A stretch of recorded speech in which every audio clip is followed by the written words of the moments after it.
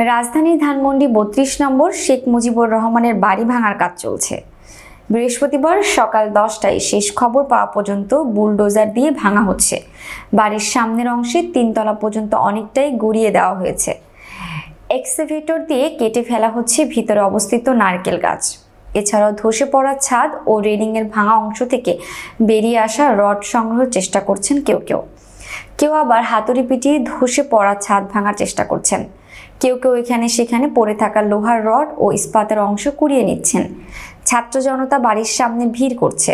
জড়ো হওয়া কয়েকজন জানান, স্বৈরাচারের কোনো চিহ্ন তারা রাখতে চান না।